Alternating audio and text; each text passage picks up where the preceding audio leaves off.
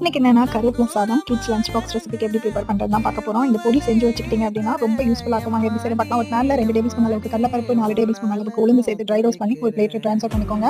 இப்போ இதே பேனில் கருவேப்பிலை ஒரு பவுல் சேர்த்து நல்லா ட்ரை ரோஸ்ட் பண்ணிக்கிறேன். மீடியம் ஃப்ளேமில் வச்சுட்டு கருவேப்பிலை நான் கையில் எடுத்து உடச்சி காட்டுறேன் பாருங்கள். இந்த அளவுக்கு உடையணும், கலர் சேஞ்ச் ஆகக்கூடாது. அதையும் ஒரு பிளேட்டில் ட்ரான்ஸ்ஃபர் பண்ணிக்கலாம். காஞ்ச மிளகா காரத்துக்கு 4 சேர்த்து ட்ரை ரோஸ்ட் பண்ணி எடுத்து வச்சுட்டேன். இன்னொரு பேனில் எண்ணெய் சேர்த்துட்டு புளி கொஞ்சம் சேர்த்து நல்ல மொறுமொறுன்னு பொரிச்சு எடுத்துக்கோங்க. அதே பேனில் ட்ரை ரோஸ்ட் பண்ணுறதுக்காக 2 டேபிள் ஸ்பூன் அளவுக்கு சீரகம் சேர்த்து நல்லா ட்ரை ரோஸ்ட் பண்ணிட்டு மிக்ஸி ஜாரில் சேர்த்து கொஞ்சம் உப்பு கொஞ்சம் பெருங்காயத்தூள் சேர்த்து நல்லா பொடிச்சு எடுத்து வச்சுக்கோங்க. இப்போ சாதம் எப்படி தாளிக்கிறேன்னு பார்க்கலாம். கடுகு உளுந்த பருப்பு 2 வரமிளகா சேர்த்து நம்ம அரைச்சி வச்சிருக்க மிக்ஸ் 2 ஸ்பூன் கருவேப்பிலை பொடியை சேர்த்துட்டு சாதம் வடிச்சு வச்சிருக்கிறதையும் சேர்த்து உப்பு தேவைப்பட்டால் சேர்த்துக்கோங்க. இதில் நெய் ஊற்றி இறக்குனீங்க அப்படின்னா கமகமனு கருவேப்பிலை சாதம் ரெடி ஆயிடுச்சு. ட்ரை பண்ணி பார்த்துட்டு எப்படி இருக்குன்னு கமெண்ட்ல சொல்லுங்கள். இந்த மாதிரி செஞ்சு வச்சுக்கிட்டோம் அப்படின்னா கிட்ஸ் நல்லா விரும்பி சாப்பிடுவாங்க. ரொம்ப ஹெல்த்தியானது கூட. அட்டகாசமாக செஞ்சு முடிச்சிட்டோம். ட்ரை பண்ணி பார்த்துட்டு எப்படி இருக்குன்னு கமெண்ட் சொல்லுங்கள். வீடியோ பிடிச்சா லைக் அண்ட் ஷேர்.